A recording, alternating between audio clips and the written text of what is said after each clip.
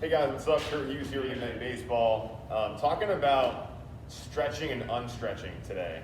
When I say stretching, really what I'm talking about in the swing is when the hitter lands, their hips begin to work open. I'm creating a stretch between either my back shoulder and front hip, or another way to think about it would be like my back elbow and my front hip. So I'm really trying to create length there that can create potential energy to kind of carry my barrel through the zone, okay? Really, really important that we create that stretch. But one of the things that for years when we were teaching this that we probably weren't doing as good a job as we could have is that we were so focused on people creating stretch that people would stretch out and they'd make their stretch take so long during their loading phase that they wouldn't move back to neutral quick enough. Now, what do I mean by that? So standing neutral would just be here, right? So my chest and my belly button are in perfect alignment, right? And when I swing, when I create my stretch right there, I'm obviously non-neutral. So it'd be the equivalent of me going like this, right? In the context of our swing, what we really want to happen is we want to go non-neutral, neutral. So non-neutral, neutral, right? So in my swing, it looks like this. Non-neutral, neutral. So at contact, my chest and my belly button are lined right up.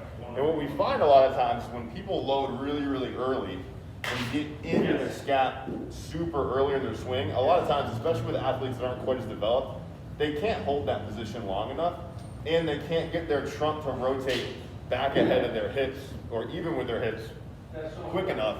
So a lot of times what happens is with athletes that go way like this and they show a bunch of their back during their stride and get into their scap a little bit too much or a little bit too early, we see one or two things. One, the athletes either they really rotate a ton with their belly button and they end up rotating their belly button like 100 degrees from neutral. So this would be 0 right here, 90 here, right?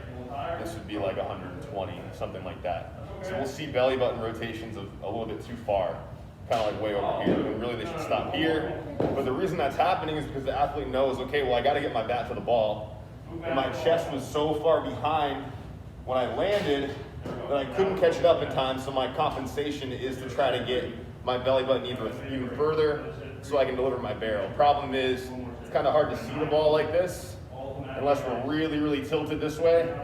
And I'm not going to decelerate my pelvis, so I won't accelerate things up above very well. So the other thing that we'll see when we have that situation when the athlete goes way like this, instead of rotating their pelvis, if they don't have the ability to do that, they'll feel like they really need to go get it with their hands.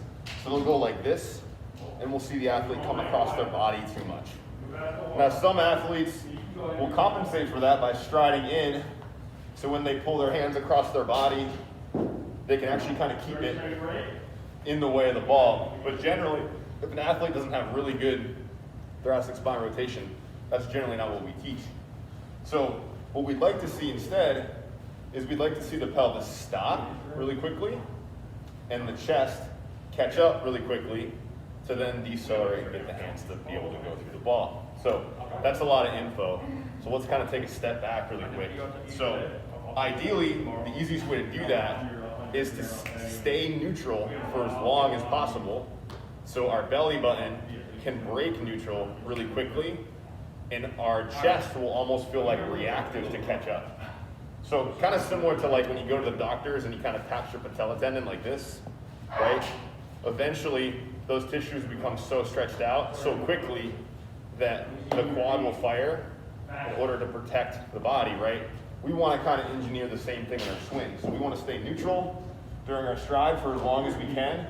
We want the hip opening to be really quick, so the chest opening is reactive, and we come back to neutral. Now, if we rotate our chest in so slowly in the beginning, that is never going to be reactive because I'm moving so slow away from neutral, my body doesn't feel like it's at risk at all. But if I go non-neutral for a really long time, and my hip turn is really, really late, then my chest turn will be much more reactive, and I'll be much more of an alignment at contact versus having my hips way, way over here, or having my hips not rotate and my arms across my body.